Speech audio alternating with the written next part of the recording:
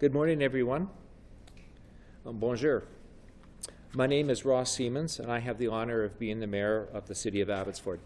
It is my pleasure to be here with you today, and thank you for joining us in the relative warmth of City Hall compared to what we were experiencing on Sumas Prairie. I'd like to start by acknowledging that the city of Abbotsford is located on the traditional territories of the Sumas, Mathakwe, and Lekwamo First Peoples. On behalf of the city of Abbotsford and Abbotsford City Council, it's a pleasure to welcome you here to our great city, the cultural and economic hub of the beautiful Fraser Valley.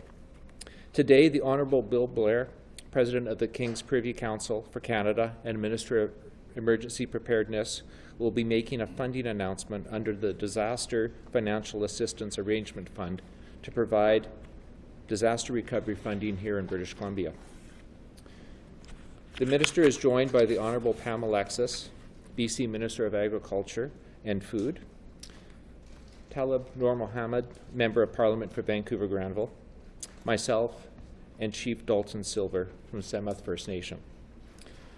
To give you an idea of how today's event will unfold, we will hear brief remarks from Minister Blair, myself, and Chief Dalton Silver, followed by question and answers. Now, without further ado, please join me in welcoming Chief Dalton Silver from Sumas First Nations. Thank you, Mayor Siemens, and I want to say Lamhailtuth is my name. I'm Chief Dalton Silver, Sumas, and on behalf of Sumas, Mathakwe, and Lekwamo, I want to welcome everyone here today, and it's an honor to be included in this. I do believe we're at a time when we're looking at equality and government to government. I know the federal and provincial governments and Mayor Siemens and I have all talked about working together on into the future for the betterment of our peoples, and it's good to be here, and I just want to thank everybody, and it's good to be included, and welcome to you all.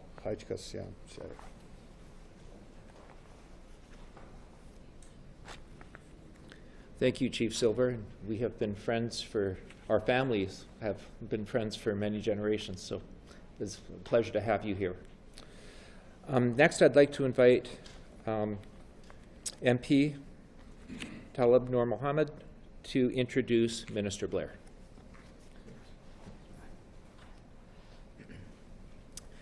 Good afternoon, everyone. It's a pleasure to be with you all today. You know, today's announcement is really about the importance of communities, Indigenous leadership, the federal and provincial governments working together. And as we have seen over the course of the last number of years, the climate crisis, the challenges that we're going to be seeing, that we have seen, that we continue to see in terms of what this means for infrastructure, for building resilient communities, is something that we take very, very seriously. And it is in that vein that I am so glad and so grateful that my friend, the Honourable Bill Blair, who has been at the forefront of making sure that this work gets done in a collaborative, meaningful way, has made his way to British Columbia and to right here at the heart of what was some of the most challenging, some of the most destructive force that we saw over the course of the last couple of years. And Minister Blair has been at the forefront of making sure that communities, Indigenous leadership, the province are in the conversations that we need to be having. And today's announcement is going to be, I think, an important recognition of the work that we need to do together and the investments that the federal government is going to be making in ensuring that work is done sustainably and for the long term. So with that, Minister Blair, over to you. Thanks, Taleeb. Good to see you. Thank you very much, Taleeb, for that kind introduction. And ladies and gentlemen, thank you all for joining us here today. I actually wanted to begin with a bit of an acknowledgement. We were going to make this announcement out on the plane this morning in part of the infrastructure that was destroyed in the terrible floods of November 2021.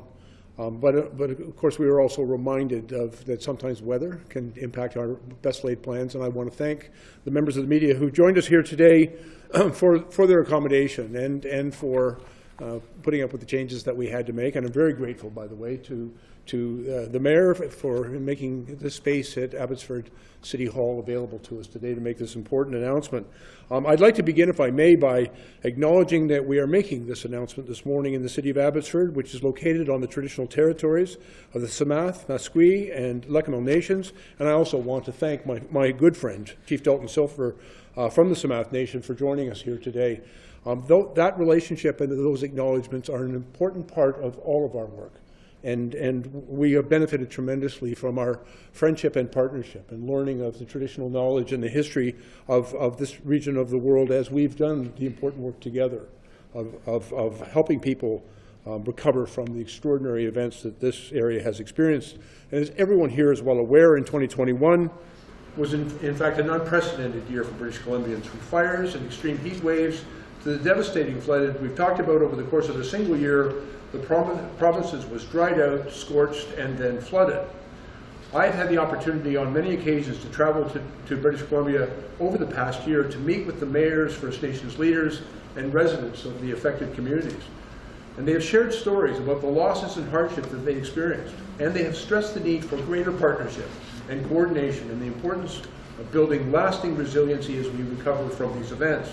And in Abbotsford, the city recorded the most rainfall it had ever received in a single month, reaching 1/3 of the city's typical annual rainfall. Floodwaters surged across the Sumas Prairie and surrounding areas, which caused massive damage to properties, homes, and city infrastructure. Where we were earlier this morning, out on road number 31, we saw the impact of this catastrophic flooding. And at its height, that area was completely submerged, causing extensive damage to property, infrastructure, and the livelihoods of the people that work and live there. Climate change is making these once-in-a-generation events, unfortunately, far more frequent. And we have seen an increase in both the frequency and the severity of these events. They are realities that we can't prevent, but we can be better prepared together. And when they do occur, I want to assure the people of British Columbia that your federal government is committed to supporting not only the immediate response, but the long-term recovery of this community. And that is why today, I am very pleased to have the opportunity to announce a federal payment of nearly $557 million, which will be given to the province of British Columbia through the Disaster Financial Assistance Arrangement, and that the province will then use to assist with recovery costs associated to the November 2021 floods. Now, this brings in total the federal payment so far to date of over the past year of over in excess of $1 billion, which has gone directly to the rebuilding across the province that is so important. But I also want to be very clear that the money we are announcing today and that we announced back in July is simply interim payments, because we know there's much work to be done. And we're very grateful for the collaboration, cooperation, and close partnership that exists not only between your federal and provincial governments, but between First Nations leadership and municipal and regional leadership across the country. We are all working together for the recovery and the greater resilience and strength and safety of all Canadians. The funding that we announced back in July is in addition to the $30 million that was raised through the Canadian Red Cross appeal. And during the worst of that storm in November of 2021, the province and the federal government came together and provided matching funds with our partners in the Canadian Red Cross. And that money was made available in excess of $100 million to help people with their immediate needs, to keep food on the table, a roof over their heads, to find interim housing, and to get through the worst of that disaster. But we know much more needs to be done. And I noted just quite recently, the province has assisted the community of Merritt, for example, in the opening of interim housing for people who have still been displaced from their homes. I was also up quite recently, yesterday, in Princeton, meeting with Mayor Coyne and talking about the impact that this event has had on their community and is still having on people who've been displaced from their homes. There's a great deal of work that's been done, but there remains much to be done still. And there are lessons that we are learning that can help us build back stronger. In the National Adaptation Strategy our government launched in November, we included significant new investments in the creation of better flood mapping and the creation of a flood risk portal, so that every Canadian in every community can have the data and information that's going to help inform them and make sound decisions and better decisions about where they build and how they build to make sure that they can be safe for such events. The strategy also included a significant investment of $489 million to top up the Disaster Mitigation and Adaptation Fund, because we know it's important to invest in structural and natural infrastructure projects that will increase the resilience of communities impacted by natural disasters. We are investing in the recovery, but we also have to invest in stronger communities. British Columbians, and indeed all Canadians, must be assured that we will always be there for them. We'll work together, as we have done here in British Columbia, to better prepare and to build back stronger. I want to thank you all for joining us here today, and I want to acknowledge and offer my very sincere thanks to all of our partners for working with us and for your commitment and your dedication to serving the people of your communities. I think this is really what Canadians expect from all orders of government and from our national Indigenous leadership. Come together, to work together for the betterment and the safety of all Canadians. I'm now very pleased to pass the mic over to my friend, Mr. Alexis, our Minister of Agriculture here in British Columbia and an important partner in our work here in the Abbotsford area. Mr. Alexis. Good morning. I'm Pam Alexis, the Minister of Agriculture and Food. I'm also the MLA for Abbotsford Mission. And I'm honored to be with you today on the traditional territories of the Sumas, the Matsqui, and Leq'amal First Peoples. It's a pleasure to have you again in our community, Minister Blair, and a pleasure to meet you for the first time. Taleeb, I'm going to try this. Noormohamed, did I say it right? Thank you. Of course, always a pleasure, Mayor Siemens, and also my friend from Leq'amal First Nations, Rick McCamey, and of course from Sumas First Nations, the Chief Dalton. Always a pleasure to see you and hear your words. On behalf of my colleague, Bowen Ma, British Columbia's Minister of Emergency Management and Climate Readiness, I would like to thank the Honourable Bill Blair and the Public Safety Canada for inviting me to be part of today's announcement. I also want to express my gratitude to Minister Blair and the Government of Canada for your continuous support and collaboration as we continue our work to help people and communities recover from the recent disaster and protect them from future climate events. Everybody here in the Fraser Valley remembers November of 2021, when our province endured one of the most devastating weather events in recent history. Entire communities were flooded. Major provincial highways and bridges were washed away, and large swaths of precious BC farmland was destroyed. And I can tell you, just the experience I had, I was in a helicopter just days after the atmospheric river hit our communities, and the area was unrecognizable. I had difficulty getting my bearings when I was looking over it because it was just unimaginable, the kind of damage we saw to community. And I know we were in a location, or we were supposed to be in a location where you could see the impact and see the improvements since that time. But despite the worst of conditions that we experienced, it brought the very best out in people. And I can tell you, people both within the community and outside the community wrap their arms around those that were impacted so significantly. And they didn't just do it for a couple of days. They did it for as long as it took for people to feel safe again and were able to move on. So I just want to say that even though it was a terrible thing to experience, we really did see the best of humanity. We know that climate change will continue to accelerate, and our province will continue to face challenging and severe emergencies in the years ahead. And we know that river flooding is expected to be at least 10 to 20% more frequent, and that local floods from heavy downpours are expected to be 40% more frequent.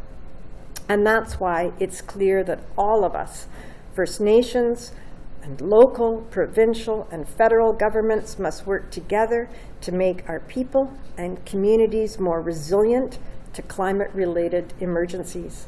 And I'm just So happy that's exactly what's happening here in Abbotsford. I'm thankful for the federal government's latest atmospheric river-related disaster financial arrangement payment of $557 million. This payment helps offset provincial costs associated with responding to the events and rebuilding damaged infrastructure here in Abbotsford and the Fraser Valley and in other areas impacted in the province. Canada, BC, and First Nations Leadership Council are also working towards a trilateral agreement on emergency management. And this will strengthen the ability of First Nations to respond and recover from future climate-related disasters faster. And it's part of our work towards an Indigenous-led and culturally safe future in emergency management. We know, as Minister Blair says, we still have work ahead of us, and we continue to rebuild and recover, and I look forward to continuing our partnerships as we work to reduce the severity of future disasters and help people and communities recover and thrive. Thank you very, very much for being here today. Thank you.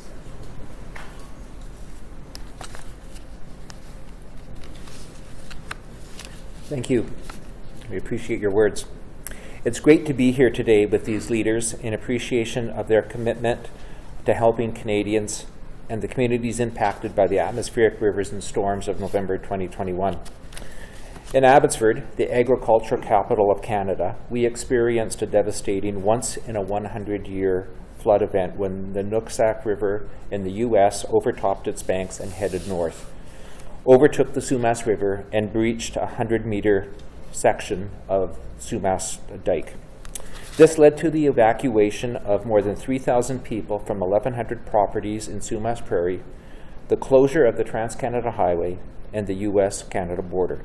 It also resulted in disruptions to the supply chain, gasoline restrictions, and the loss of more than 600,000 livestock and poultry, severely impacting the food production in the most productive agriculture community in Canada. These storms also led to landslides around our city, extensive damage of our roads and bridges, like the one that we were at earlier today, where you nearly froze. All told, in Abbotsford alone, there were more than 300 sites in serious need of repair, and city staff and crews have been working tirelessly on recovery efforts ever since. I am pleased to say that so far, in Abbotsford,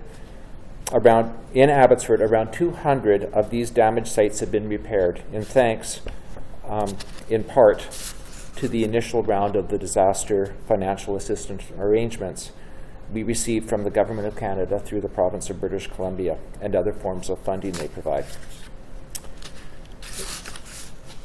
The site of the bridge there was washout that we were at earlier. There is a large dairy farm there that I have known, 3 generations of our family have known. And just to put in context to some of the challenges, they have chose to live in a trailer and took care of their barns and their livestock first and foremost. They are still rebuilding their house. So those are some of the impacts of some of our residents, and the resiliency and the care that they take for the farms and the livestock are first and foremost. They put themselves second. So that's significant, and we appreciate your assistance. While we have accomplished a lot so far, there is still important work that needs to be done to ensure that our families, farms, and businesses are safe, and our provincial food security our provincial food system is secure, which is why I'm so pleased that the Government of Canada and Minister Blair are here today pledging even more financial support. As a city, we are grateful for all the DFA funding we've received so far from the Government of Canada through the province of BC and the new support that the Government of Canada is providing today. And as we continue the recovery work, we will also continue to advocate for the needs of our community and will work with all levels of government, including our local Indigenous leadership. We appreciate your support, and we appreciate working with you. to find and implement solutions that will best protect all of the people in this area from a future flooding event. Once again, I would like to thank the Government of Canada, the Province of British Columbia, for their commitment to helping the residents of Abbotsford as we rebuild and recover and work towards long-term flood prevention and mitigation in our community.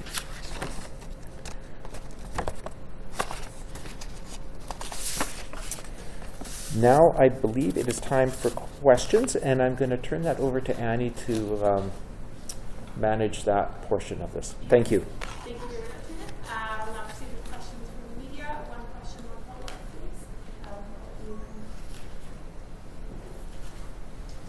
Hi there. My questions are for the Agriculture Minister. So these are on behalf of my colleague. What is the province doing in response to allegations of abuse and improper slaughter techniques linked to a BC slaughterhouse, that one being Meadow Valley Meats?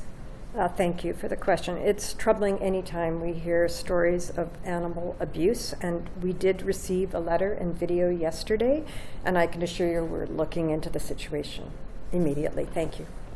And the follow-up, will you hold or withhold on their license while they are under investigation? I can't determine that at this point, but we will be releasing something shortly. My question is for Minister Blair. Yes, sir.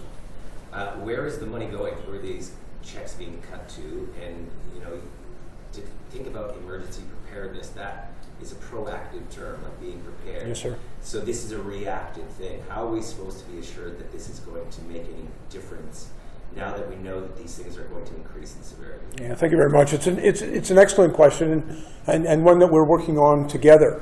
First of all, all provinces have a responsibility to develop and implement their own disaster financial assistance arrangement in the aftermath of these events. We provide remuneration, and we cover about 90% of the costs of eligible costs for that. So the decision as to what would be funded is based on that eligibility criteria agreed to between the province and the federal government. We provide the money to the province, as we've done today. And the province works very closely with regional and municipal governments and with impacted businesses and residents here in British Columbia. And there's a number of other significant expenses that were also incurred by the province of British Columbia for critical infrastructure. Bridges that were washed out, highways, culverts, some of the rail lines. And so that work has, you know, and I reflect a little bit on the extraordinary work that was done to reopen the Coquihalla in the immediate aftermath of these floods. And our initial assessment that it could have taken several months. And in fact, that work was completed adequate to open up that highway within 6 weeks. But that was an expensive response, and federal dollars are there to help. I think the question that you ask about, you know, that we can be better prepared for future events, given that they are increasing in severity and frequency, is the most important question. I'm very mindful that we're spending public dollars, and just simply rebuilding back to the state that we were in previously is a recipe for future costs. And we know that every dollar we invest in prevention can reduce the cost of recovery by as much as $10. And so this is also an investment in not only future resiliency, but in cost avoidance, significant cost avoidance. And so it's one of the reasons we're working with the province and working with First Nations leadership and traditional knowledge and our municipal and regional partners. We want to make sure that as we recover and provide funding for that recovery, that there's an investment in resiliency at the same time. And that requires us to reflect on things like building codes and where we build as well. And one of the things that we are working with the provinces and municipalities with is the development of what we call a flood risk portal, so that people can make informed decisions. For example, if they're on a floodplain, as to whether or not it's safe to rebuild there, or whether or not they need to build in a different way. And it also is in helping to inform some of the discussions we've been having with the province and with the municipality and First Nations about the investments that we'll make in infrastructure that protects these communities. And so there are important conversations taking place around diking systems, pumping stations, and how we can then protect our communities from the increase in these future events. And so one of the things we are absolutely committed to is not just simply going in and assisting in recovery. It's an important part of what we're responsible for. And we are going to help these communities and these people recover. but we also want to work with them and make sure that that recovery is done in an informed and thoughtful way to create greater resilience so that we can actually work on disaster risk reduction and to help keep people in their communities safer for the future. And so your question, I think, highlights important elements of the work that we are undertaking together. So just as a follow-up, what is the timeline for getting this money out the door? Is it like $50 million every year for 10 years? Is it $100 million for 5? To be quite honest with you, we estimated the initial damage initially at close to $5 billion. We knew that work wouldn't, there's not enough workers and an effort to make all of that happen at once. Much of that money's already gone out the door. The province has already expended those dollars and is now seeking and receiving reimbursement from us. Under normal circumstances, the disaster financial assistance arrangement usually requires that a province make application and then submit all the bills at the end, and there's an audit and an assessment and review to make sure that everything is eligible, and then we write a check. But in the very earliest hours of this event, we recognized that the scale of the work that needed to be done would far exceed even the province of British Columbia's ability to finance that recovery in totality. And so we worked very closely with them to develop what we call interim or advanced payments. I was out here last fall and brought close to $870 million, which was flood recovery money, and in response to some wildfires. We're back again today with another significant advance payment, but I want to be very clear, there's more to be done. And we're going to continue to work with the province, and as that recovery takes place, and as those investments and money has to be expended by the province and by communities, their federal government will be there to remunerate those payments and help them continue in that recovery. We know that those investments have to be done in a timely way. People can't wait years for that money. They need it right now. And we want to make sure the work proceeds in a timely way, and so we're working hard to make sure the money is available to them when they need it. Thanks. What's the status on the backlog of applications for disaster relief funding? We know as of a few months ago, some applicants were still waiting to receive help, financial help. Will this money help clear that backlog and make sure that applicants to disaster relief And I don't want to speak on behalf of the province. I know that they have been working tirelessly in processing those applications. I've also gone to communities and I've gone to people whose homes have been damaged and who are waiting for not just funding for recovery, but they need information. They want to know if they can rebuild there. They want to know if it's safe to rebuild there. They also want to know that their community will be safe for them in the future. And that's work that we're doing with our regional and municipal governments as well as the province to get those answers for people as quickly as possible. There's a number of important initiatives underway, and I'd be happy to talk about those in some detail. But in direct response to your question, I know the province is working on that. The provinces identify to us, to my office, those expenses that they have reimbursed that they believe eligible for federal backstop, and then we move as quickly as possible to get those dollars out here. There's very close coordination between us.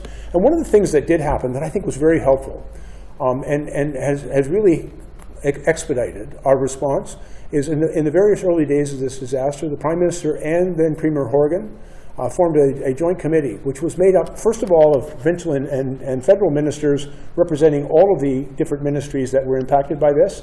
And I think sometimes we think about a flooding event as primarily a public safety issue, but we learned almost immediately it was a significant agriculture issue. There was enormous impact on transportation in the country. For the Department of Fisheries and Oceans, for Natural Resources Canada, for Environment Canada, there were so many implicated ministries that the Premier and the Prime Minister thought we better bring everybody together.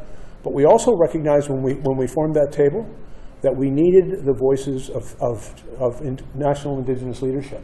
And so the invitation went out. And we've had many, many meetings. They've been part of that process.